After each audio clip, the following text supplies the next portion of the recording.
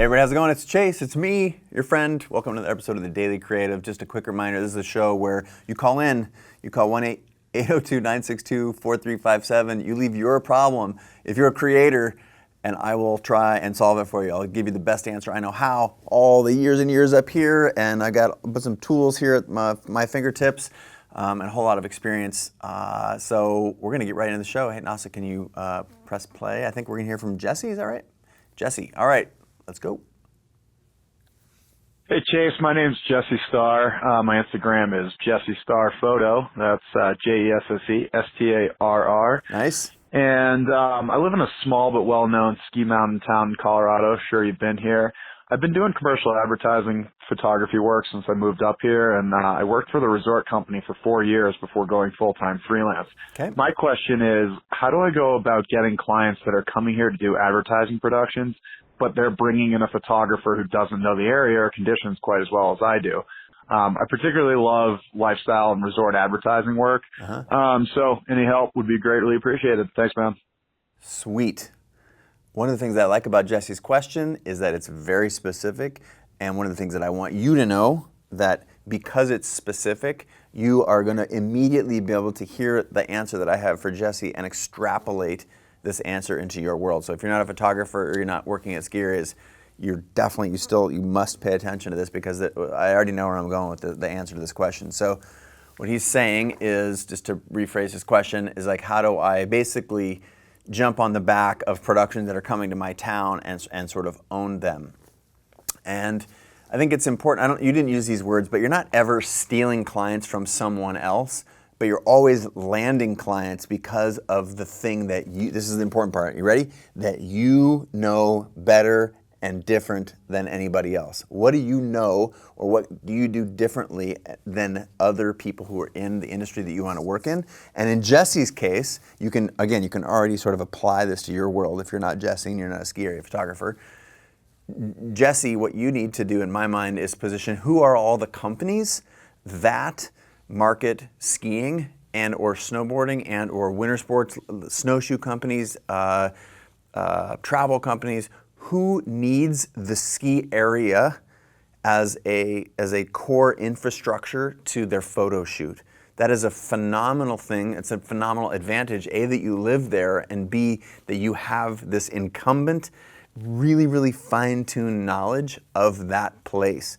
I too have shot for resorts all over the world, Aspen Snowmass, Vail, Stevens Pass, a bunch of Whistler in the past. And so I understand the lever that you have that other people don't.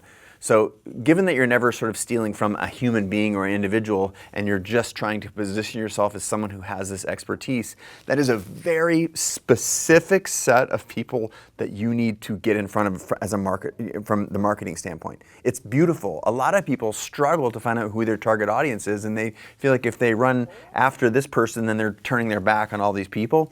The fact that you're as focused as you want to be on this genre, and that there are just a few hundred companies that do this, you should track stock, otherwise get your work in front of all of these people.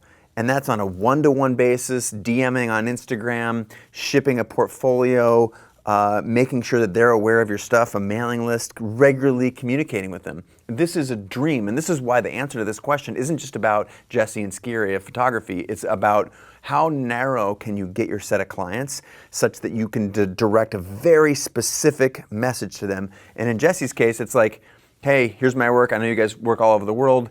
The unique thing that I can offer, and again, and ideally you meet this person casually and just say, look, I know you guys work all over the world, but I work out of a world-class ski area. I know all of the marketing people here. I can get us all the bells and whistles. And again, you have to have amazing work and a relationship to get in the door before you can actually have this conversation. But this is your hammer that's unique and different than everybody else's. You have this in your backyard, probably quite literally. So that is the answer. You have a subset of people. You should do everything in your power to market to those people in every way you can, and face-to-face contact, go where they are, know the actual humans behind the decisions. That's easy when you can just make a list of 100 companies or 200 companies, go after them. And if you're not Jesse and you're ski area, the same is true. How narrow can you make your list such that you know the message that they need to hear and for whom you are positioned different, not just better. And in this case, like again, Jesse's got insane access to a facility that is required basically for these photographs. So there you go, Jesse. I think it's an awesome question. Hope you appreciated my answer. We're going to go on to another call. We got another call, right? This is, was it, I think, E-Money? Is that what I'm saying? Like that's Eli? Oh, it looks, I thought it was E$. Eli, I'll take it from E$, Eli. Let's hear from Eli. You got his question queued up. Hey Chase, my name is Eli Milan. I'm from Las Vegas. I'm 21 years old. I'm an aspiring songwriter and musical artist. I'm having trouble extending the amount of time I spend every day writing from 2 hours to 8 hours. I was wondering if there was any way to combat the wandering that happens after hour 2 or 3. I lose focus and I can't keep doing what I'm supposed to be doing. Your thoughts would be amazing. Thanks, Chase.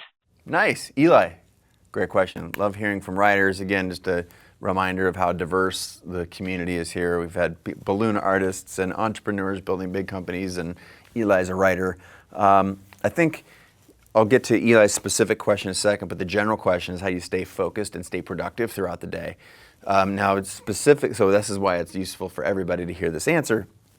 But Eli, since you called in, I'm gonna be a little bit prescriptive here. I don't know the volume at which you need to write in order to pay your bills and what rate you charge and all that kind of stuff.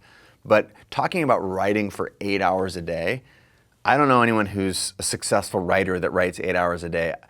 Sometimes basically photographers, the only way you're photographing 8 to 15, 20 hours a day is on the actual shoot, and those days are not every day. Like a writer, you sit down and you do your work. So I think the expectation that you can sit there and write for 8 hours straight is crazy. First of all, I think it's admirable, but I know a lot, come to think of it, a lot of professional writers. I don't know anyone who just sits there and crushes for 8 or 10 hours. That being said, sitting down and doing the work is critical. So I'm going to steer you towards a couple of different resources. The first one is a video they've already made called How I Spend My Time, or How I Get Shit Done, I think. How I Get Shit Done. And it is specifically a way that I organize my day into 90-minute blocks, such that in those 90 minutes I can be assured that I'm going to have the right amount of energy and the right amount of focus to get a lot of work done in those blocks. I live by this, and I think it's incredibly useful. What it does, in a sense, is you should go check that video out, How I Get Shit Done, Chase Jarvis, and that will come up.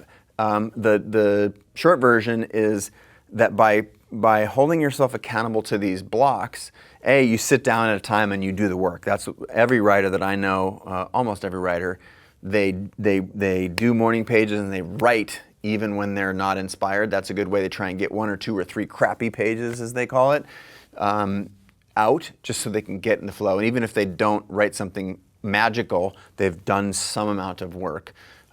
So it gets you started at a particular time, but it also, when you focused for 90 minutes, that is when you get up, move your body, go for a walk, a 15-minute walk, give yourself a 30-minute chunk when you eat, because you're not eating. And eating and writing and thinking, and those tend to not go very well together. Focus is the nature of the human mind.